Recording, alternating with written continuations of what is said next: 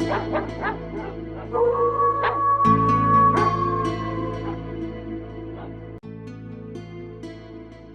apa kabar warga sekitar? Selamat datang di channel yang isinya cerita horor ngalor ngidul. Semoga bisa menghibur dan selamat menonton. Tahun 2001, sebuah desa kecil di pinggiran hutan jati di Jawa Tengah digegerkan oleh kabar penampakan seekor kerbau hitam berukuran raksasa. Kabar ini bermula dari seorang pencari katak malam bernama Pak Bondan yang mengaku bertemu langsung dengan hewan tersebut di tengah sawah yang sudah lama tak digarap. Cerita itu menyebar cepat, membuat desa yang biasanya tenang berubah menjadi penuh desas-desus dan rasa takut. Pak Bondan sudah puluhan tahun bekerja sebagai pencari katak malam. Malam itu, dengan membawa senter dan ember kecil, ia menyusuri pematang sawah yang lembab karena hujan siang harinya. Ia tidak membawa siapa-siapa, hanya lampu senter dan keberanian seadanya.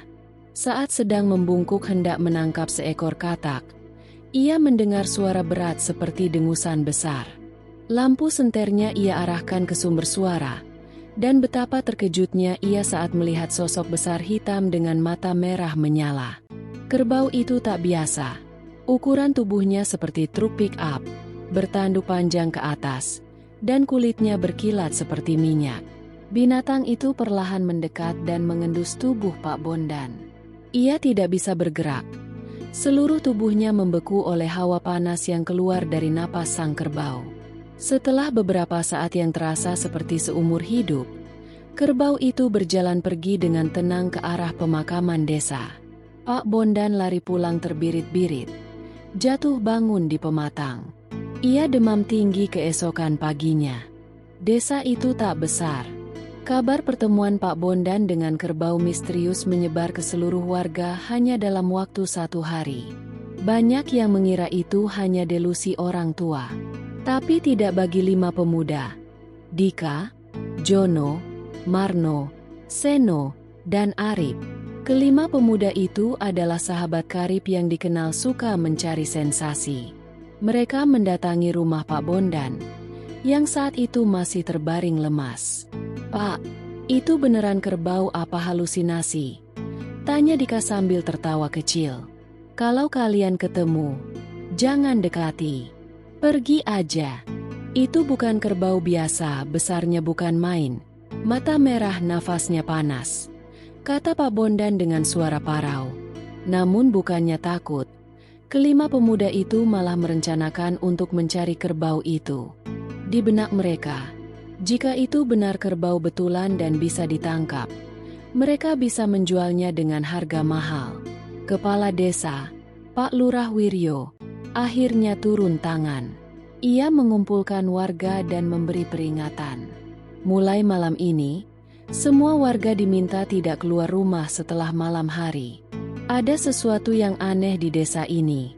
Jangan anggap enteng. Pak Lurah tahu cerita lama tentang kerbau penjaga makam yang konon hanya muncul jika ada yang mengganggu keseimbangan di tempat itu. Namun larangan itu tak diindahkan oleh 5 pemuda. Malam itu juga, mereka pergi ke sawah tempat Pak Bondan bertemu dengan kerbau. Dengan peralatan seadanya, senter, parang, dan rokok, kelima pemuda berjaga di bawah pohon asam dekat sawah. Hujan gerimis turun, menambah dingin suasana. Namun hingga fajar menyingsing, mereka tak melihat apapun. Mereka pulang dengan rasa kecewa. Tapi keesokan harinya, kabar baru mengguncang desa. Seorang nenek melihat seekor kerbau setinggi rumah berjalan pelan ke arah makam. Kelima pemuda kembali mencari kerbau itu malam berikutnya. Kali ini mereka menuju makam desa. Di sana, mereka menemukan jejak aneh, bekas tapak besar, tanah yang gosong seperti terbakar, dan bau amis menyengat. "Nggak mungkin ini kerjaan binatang biasa," kata Jono. Di sudut makam, mereka menemukan sesuatu yang aneh, potongan kain terbakar sebagian. Dan di tengah makam, ada batu nisan baru yang tidak dikenal siapa pemiliknya. Tidak ada nama, hanya tertera tanggal wafat, 1921. Mereka menyelidiki lebih dalam dan bertanya ke Pak Lurah. Dengan berat hati, Pak Lurah akhirnya menceritakan legenda lama. Dulu di tahun 1921, seorang pria bernama Mbah Suraji dikuburkan hidup-hidup oleh warga karena dituduh memelihara kerbau jadi-jadian untuk mencelakai orang lain. Sebelum meninggal, Mbah Suraji bersumpah akan bangkit kembali tiap 40 tahun. Kini, 2001, tepat 80 tahun sejak wafatnya. Dan kerbau itu adalah penunggunya. Para pemuda tidak menyerah. Tapi malam itu mereka mengalami kejadian yang di luar akal. Seno mendadak kejang-kejang dan berbicara dengan suara yang tidak seperti biasanya. Kalian telah membangunkanku, darah harus dibayar dengan darah. Setelah insiden itu, Seno dibawa ke rumah warga yang dituakan, Mbah Ratmo, seorang sesepuh yang dikenal ahli dalam urusan gaib dan sejarah desa. Dan sejak malam itu, Arip menghilang. Warga mulai ketakutan. 3 dari 5 pemuda mengalami hal aneh. Seno masih belum pulih, Arip hilang, dan Jono mendadak bisu.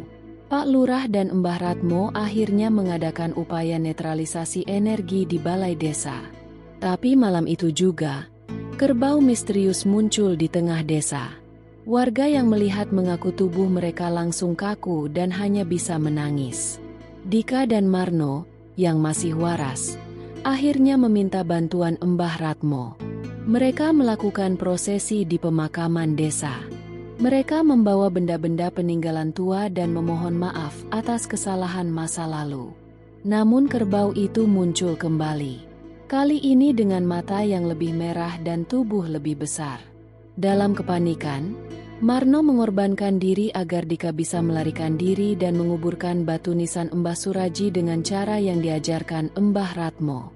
Kerbau itu menghilang setelah batu nisan dikubur ulang dan ditanam dalam posisi terbalik dengan tanah khusus yang diambil dari 7 penjuru desa. Namun Arip tak pernah ditemukan. Marno tewas. Seno sembuh. Tapi tak bisa mengingat apapun. Jono tetap bisu.